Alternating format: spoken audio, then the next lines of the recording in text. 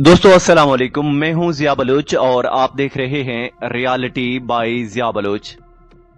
दोस्तों, दुनिया की सियासत में कुछ लम्हे ऐसे होते हैं जब पुराने उसूल टूट जाते हैं, पुराने अंदाजे बेकार हो जाते हैं और हर पॉलिसी, हर पेशगोई एक नए खिलाड़ी के हाथ में आकर बदल जाती है।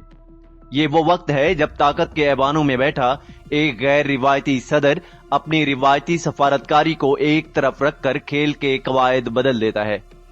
आज पाकिस्तान एक ऐसे ही गैर मामूली लम्हे से गुजर रहा है जब दिल्ली से फासला बढ़ रहा है और इस्लामाबाद से कुर्बत पैदा हो रही है। मगर ये सवाल है कि ये कुर्बत एक सुनहरी मौका है या किसी बड़े जाल का आगाज। अमरीकी सदर की शख्सियत को समझना आसान नहीं।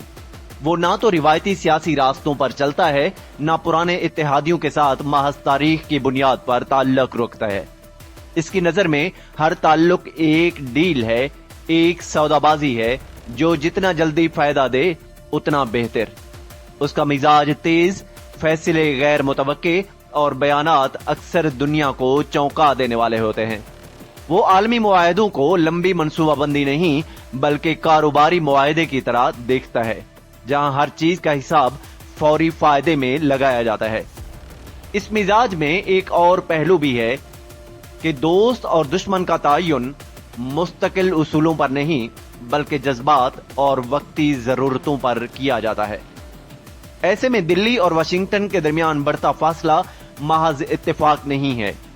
पिछले बरसों में भारत और अमेरिका के ताल्लुकात में दरारें पड़ने लगी।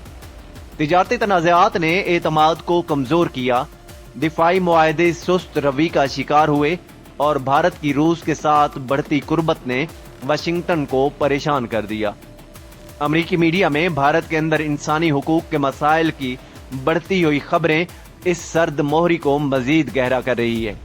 और नफ्सियाती तौर पर देखा जाए तो मौजूदा अमेरिकी सदर को वो इत्तेहादी पसंद ही नहीं जो लंबे अरसे के वादे करते हैं, बल्कि वो जो फौरी नताइज दें, और भारत की स्ट्रेटेजिक खुद मुख्तारी का नजरिया जो दिल्ली में फख्र से बयान किया जाता है, इस सदर के मिजाज के बिल्कुल खिलाफ है।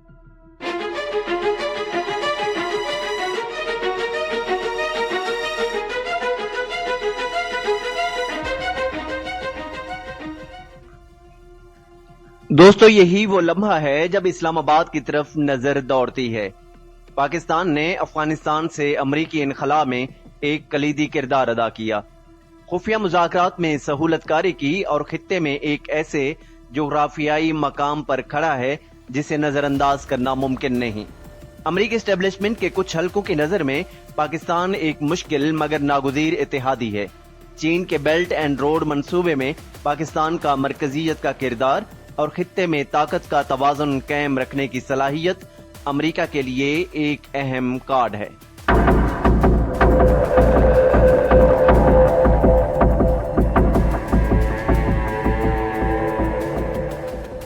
एक गैर रिवायती सदर जो फौरी फायदा चाहता है, इसे ऐसे मुमालिक पसंद आते हैं जो लम्हों में नताइज दे सकें। पाकिस्तान इस वक्त एक डील मेकर की पोजीशन पर है और ये बात मौजूदा अमरीकी क़यादत के मिजाज के ऐन मुताबिक है। मगर इस कहानी के पर्दे के पीछे क्या है?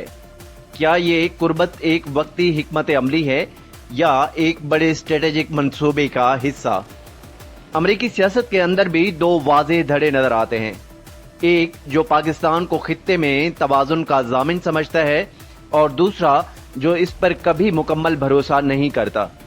बंद कमरों में होने वाली खुफिया मुलाकातें, CIA और ISI के राब्ते और पसे पर्दा होने वाले समझौते, ये सब किसी न किसी बड़े खेल का इशारा देते हैं। शायद ये कुर्बत भारत पर दबाव डालने के लिए है या चीन के असर को कम करने का एक नया मंसूबा।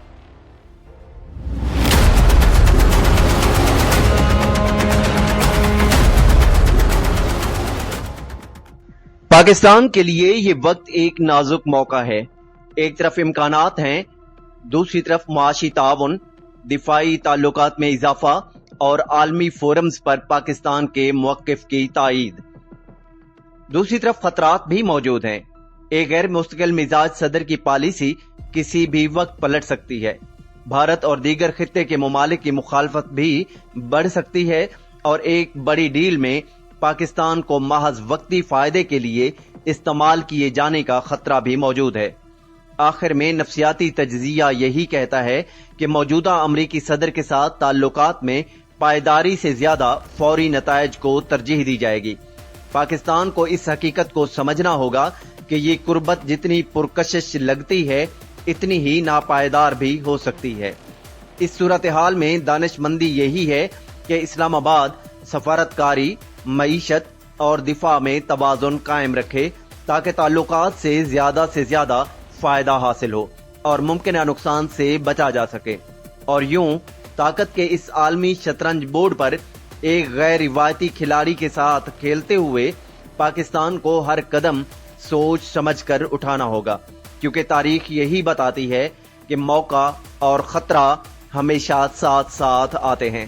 فرق صرف یہ ہے کہ کون انہیں پہچان کر صحیح چال چلتا ہے اور کون نہیں۔ دوستو، یہ تھی ہماری آج کی ویڈیو۔ اس طرح کی مزید ویڈیوز دیکھنے کے لیے لائک کریں گے اور سبسکرائب کریں گے ہمارے channel reality by Zia Baloch کو۔ ملتے ہیں نیکسٹ ویڈیو میں، تب تک کے لیے اللہ حافظ۔